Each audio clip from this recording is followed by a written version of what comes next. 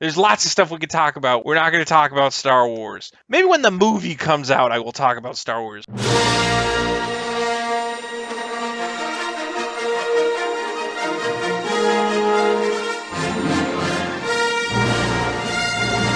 I don't know how you make a movie as bad as The Last Jedi.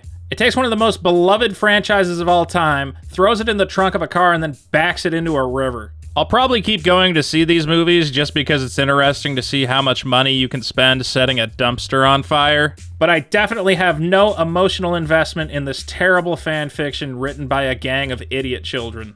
This movie fails on so many levels that I don't even know if I can cover all of them in one video, but I'll try. And real quick, before any of you complain that this movie came out 6 months ago, you just got done celebrating a f***ing Star Wars holiday, so don't tell me that this isn't relevant. This is a detailed analysis, and I had to wait for the frickin' thing to come out on Blu-ray so I could actually pull the scenes and show you just how bad they are.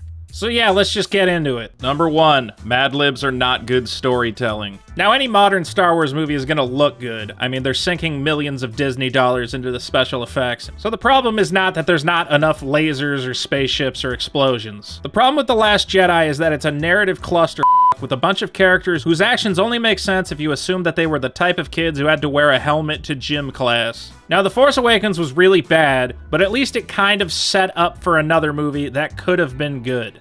If the first movie is the stupid, goofy action-adventure, the second movie is the chance to start really defining your characters. Show us that Rey has some sort of weakness or trial to overcome, and that this trilogy is more than just the Mary Sue Space Chronicles. How did you do that? I don't know. No I've one learned some trained- ships, but I've never left the planet. Show us that Finn is a hero and not just a vehicle for bad jokes. I'm in charge. I'm in charge now, Phasma. I'm in charge. Bring it down. And show us how our favorite characters from the old movies have changed and evolved in meaningful ways.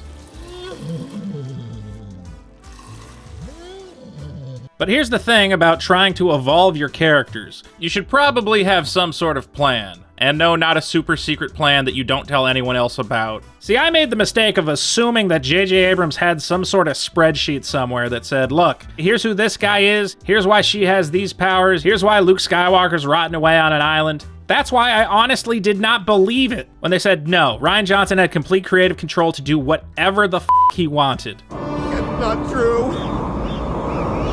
That's impossible. JJ wrote drafts for 8 and 9, then Rian arrived and rewrote The Last Jedi entirely. Rian didn't keep anything from the first draft of the Episode 8 script. So basically, J.J. Abrams invented all these characters and set up all these plot threads, and then told Rian Johnson, I don't care, do whatever you want. They basically played Star Wars Mad Libs. Give me the name of a character. Snoke. Alright, now give me some adjectives. Pointless. Irrelevant. Insignificant. I'm sorry, man, but if you're gonna write an epic story that unfolds over 3 movies, you need to plan out an arc. Where are these characters going to begin? Where are they going to go to? And where will they end up? For instance, in The Force Awakens, Finn's character arc starts the moment he rejects the First Order, specifically represented in the story by the character of Captain Phasma. And who gave you permission to remove that helmet? I'm sorry, Captain. Phasma is the catalyst for Finn's entire character, and she should be treated as more than just a random bad guy. If I was planning out a proper character arc, I would probably revise this scene where Finn fights a random guy with a laser stick to flesh out the character we've been selling action figures of for over a year. As the first battle between Finn and Phasma, we would see the difference in their power levels. Finn is a random grunt stormtrooper with only the most basic of training, whereas Captain Phasma is a battle-hardened warrior. In this first battle, she will completely kick his ass, and he will barely escape with his life. Then in the second movie, we will have another battle between these two to show how Finn has grown. We will see that he is no longer a scared coward, but has trained himself to be a formidable opponent. We will see that Phasma's arrogance has caused her to become complacent, and she will be shocked to discover that her former underling can now battle her to a standstill. Then in the third movie, it all comes full circle. In the final battle, we see that Finn has reached the apex of his training. He has become a masterful warrior, maybe he has force powers, whatever. Whereas Phasma's hate caused her to grow stagnant and weak, Finn's virtue is what gave him the strength to fulfill his destiny. He will defeat Phasma on the battlefield, showing that good triumphs over evil, and completing his hero's journey. But instead, because we have no plan for either character, this is the arc. First movie, Finn throws Phasma in a trash compactor. What do we do with her? Trash compactor. Second movie, Finn hits Phasma upside the head with a lightsaber, and maybe she dies, I don't know. Third movie, she's maybe gonna come back, and if she does come back, I can only assume that Finn is gonna whoop her ass a third time, then ride her around the Death Star like a horse. This lack of planning is without a doubt the biggest problem with the new Star Wars trilogy. However, some idiots are saying it's actually good, because it subverts our expectations. So yeah, after this movie came out, a bunch of people who thought they were much smarter than they actually are wrote a bunch of articles about how the movie is good because it subverts our expectations. Which is a stupid way of saying it's unpredictable. Motherfucker, if you really wanted to, you could make a Star Wars movie that ends with Jar Jar Binks jacking off on Han Solo's grave. Just because a movie is unpredictable doesn't make it good. When your movie is constantly throwing curveballs at the audience, it becomes a disorienting mess. Let's count them out. 1. In a highly dramatic moment, Rey finds Luke and gives him his lightsaber. But gotcha, Luke doesn't give a shit and chucks it off a cliff. Number 2. A TIE fighter destroys Leia's ship, leaving her to die in space. But gotcha, she has floaty force powers so she doesn't die. Number 3. Finn and Rose have to find the Master Codebreaker. No other person in the galaxy could possibly handle disabling the hyperspeed tracker. But gotcha! Turns out this random ass just happens to be capable of doing the exact same shit. Number 4. So they go with the tweaker dude to shut down the hyperspace tracker, but gotcha! It's a trap. Number 5. Holdo is an incapable commander who is going to get everybody killed, but gotcha! She's actually got a super cool secret plan. Number 6, Snoke is an amazing and important Jedi Master. Gotcha, he's just a guy, and now he's dead, it doesn't matter. Number 7, Rey's parents, oh my god, we have to find out who's Rey. No, gotcha, they're nobody, it doesn't matter. Number 8, Finn's gonna die, no, gotcha. Number 9, Luke fights Kylo Ren to the death, but gotcha, it was a force project, he was a magic ghost. But gotcha, he dies anyway, then double gotcha.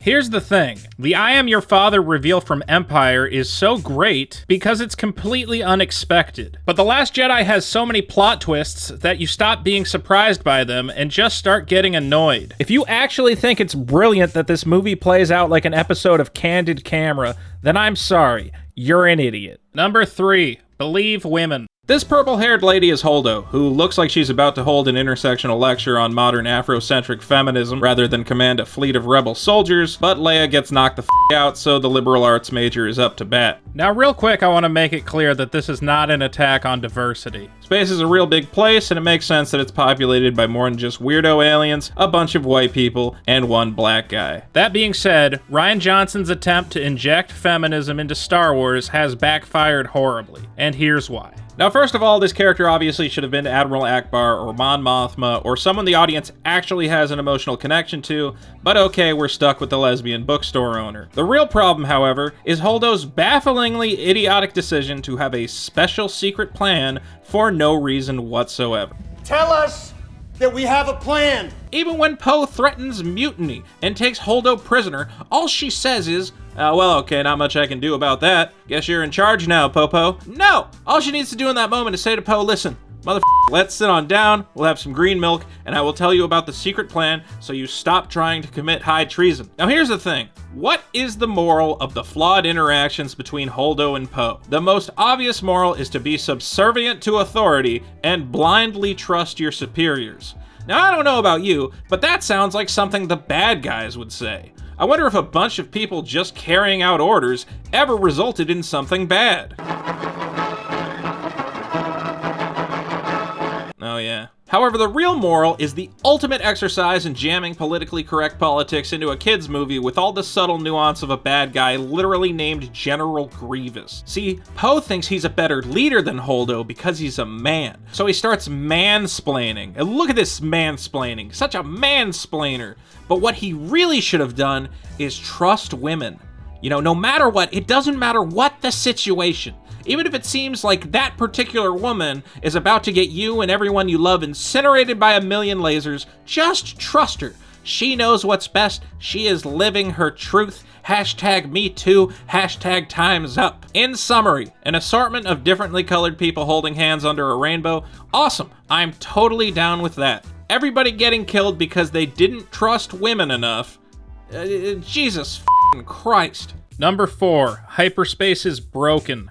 Alright, so Star Wars is a shared universe, right? There's books, graphic novels, video games, all sorts of bullshit. So when you're contributing to a shared universe, you have to be really careful about changing the rules of that universe because it changes it for everything. Midichlorians are a microscopic life form that resides within all living cells. If you tell me that Spider-Man is a transsexual werewolf, all the Spider-Man now has to deal with your horrible creative decision. With that in mind, let's talk about how Rian Johnson has the concept of hyperspace forever. Hyperspace used to be a pretty simple concept. Your ship isn't just traveling really fast because then you would smash into planets with the force of a nuclear bomb. No, you enter like a different dimension and then pop out a wormhole somewhere else. But Rian Johnson believes that hyperspace is just going really fast. So fast that a mid-sized cruiser traveling at hyperspace can apparently destroy not only the flagship of the First Order, but like a couple Star Destroyers as well. What the f***? Now, I don't read Star Wars books, but as far as I can tell, hyperspace has been around for like tens of thousands of years. And if you know anything about technology, in the real world, every time we invent something, the military tries to figure out whether or not it can be used as a weapon. So you're telling me that this purple-haired lady is the first person to recognize that you can just launch a ship at hyperspace and basically kill anything? If that's the case, everybody should just immediately start building empty ships and then just launch the ships at each other like missiles. And again, this ruins the shared universe of Star Wars, because any time from now on that there is a big, epic space battle, I'm gonna be sitting there going, why don't you just hyperspace like one of your ships at the guy? I mean, this ship's about to get blown up anyway. Might as well just hyperspace it at them. Come up with some other way that this happens. If you told me that it was like a suicide run and she had to get nose to nose with the First Order's battleship in order for this to work, I'd be like, okay, at least it's like a super risky maneuver. You can't just be like a mile away and go, all right, hyperspace button, boom, solved. Not to mention, man, I know it's supposed to be sad that the purple-haired lady died, but I don't care. This character was dumb. I'm glad she did one useful thing before she died. Number 5, Spinny Death Stick Man. This fight scene is terrible. It's hard to follow, it's messy, and they didn't even take the time to nail the choreography. Watch this guy. Okay, not only is there no tactical reason to be spinning around in a sword fight, unless you really want your opponent to see your back so they can stab you in it, but okay, this guy spins around, and he's coming in at the death angle. All he has to do is follow through on the swing, and Rey will die. Right here, Daisy Ridley is supposed to already be ducking, but because she missed her cue, he changes the trajectory. He's like, oh shit, I'm gonna hit her. Over the head. No one will notice. It's so obvious. He's the one closest to the camera. And I get that they wanted to do it as one big shot without any cuts or close-ups, but oh, it's real bad. You can look at the monitor while you're filming and be like, this isn't gonna work. We need to revise this. Goofy spin around, miss the girl by a million miles guy is not a dynamic character. Number 6, stop trying to be Marvel. This movie needed to stop making so many stupid jokes. I mean, come on, don't take the epic climax of the last movie and turn it into a goof. Oh, look, he doesn't even want the lightsaber. He threw it off a cliff. That's hilarious. Oh man, how about some of your mom jokes? Leia has an urgent message for him about his mother. Ha ha ha ha ha ha ha. Here's the thing, they want the movies to be fun and jokey because that's what the Marvel movies do and they're really popular. But the Marvel movies do that because superheroes are already a ridiculous concept. You know, grown men and women wearing ridiculous costumes, beating the crap out of each other. First time all of us were in our suits and none of us could get over this wall. Occasionally you can get away with making a completely serious superhero movie, but it's easier to just make a bunch of jokes and admit that the whole superhero thing is dumb. But there's nothing inherently dumb about Star Wars. It's just a space epic with people flying spaceships and hitting each other with laser swords. The audience isn't going into it being like, this is ridiculous and stupid, and you need to write a bunch of jokes so they know not to take the movie too seriously. I don't know, I want to take Star Wars seriously. I want an epic adventure like the original Star Wars movies. I didn't buy a ticket to see a bunch of wacky antics. Do you have something, a cowl or something you can put on? Ha ha ha ha ha ha ha. Number 7, Rose sucks. I hate to shit on all the lady characters in this movie, but man, Rose is just terrible. I'll say this, whoever plays her seems like a very nice lady and someone who deserves a much better script than the one she was handed. For most of the movie, she's just kind of an annoying, idealistic idiot who keeps dropping cartoon morals about how saving animals is good and slavery is bad. There's only one business in the galaxy that'll get you this rich. War. You know, real deep themes. But then we get to the epic scene with the battering ram laser, probably the coolest looking scene in the whole movie. And Finn is about to go Randy Quaid, not crazy, but I mean like an Independence Day, and smash into the death laser, sacrificing himself to save everybody. I was blown away. I was like, wow, Rian Johnson has some balls. It was actually the first time I felt any emotion watching any of these movies. But then in the back of my head, I'm like, what's the trick? There's gonna be a trick. It's Rian Johnson. He keeps doing it. What's the bam? The dumb Asian lady just smashes right into a spaceship. She's like, what's gonna save us is love. And I'm like, what? What is this dumb talking about? And the laser's about to kill everybody. Whatever is left of the resistance you have put at, they're gonna die because of you. Because of you, everyone is dead. The scene isn't sentimental or cute. This is a f***ing war zone. And remember, this is the same girl who zapped Finn with a taser because he was about to abandon his duty to the Resistance. Her sister gave her life in service of the Resistance. And now suddenly she's like, you know what? Loyalty to your comrades is irrelevant. It's all about love, baby. As much as I hate to say it, let the black guy die. For all the talk of subverting our expectations, that would have actually been a radical creative decision I would respect. Number 8, go rewatch Empire. Now, most Star Wars fans will tell you that Empire Strikes Back is their favorite one because it's dark and weird. It doesn't have a happy ending. It ends with the characters basically completely f***ed. Han Solo's a brick. Luke's hand got cut off. The worst bad guy in the whole thing turns out to be everybody's dad. This is a perfect place for the second movie in your trilogy to go. The heroes have reached their lowest point and must now battle their way back up. It's interesting. That's what I thought was happening in The Last Jedi, but I don't know what's going on now. Didn't everybody die? Didn't the entire Resistance get reduced to like 12 people aboard the Millennium Falcon? So why is everybody smiling and patting each other on the back? All your friends are dead. I know you're all excited that you inspired 8-year-old boys around the universe, but come on. This should be the shot at the end of the movie. Everybody watching as the Millennium Falcon takes off and wondering if Rey's new rock-moving powers are really going to be enough to save the day. The emotional tone of this ending makes absolutely no sense. Stop smiling, stop hugging, you're f***ed. Number 9, all of your heroes are dead. I don't understand the point of bringing back all our favorite characters and showing us that they're sad old failures. Who asked for this? Let me be very clear. This character is not Luke Skywalker. Even Mark Hamill knows that this character is not Luke Skywalker and was trying to tell people about that until Disney told him to shut his f***ing mouth. Who is this guy? How did the most optimistic, hopeful character in the galaxy turn into this hermit? That's not what a Jedi does. I mean, a Jedi is optimistic. A Jedi has tenacity. He never gives up. Luke Skywalker is supposed to represent hope. Remember the name of that Star Wars movie? A New Hope? That was referring to Luke.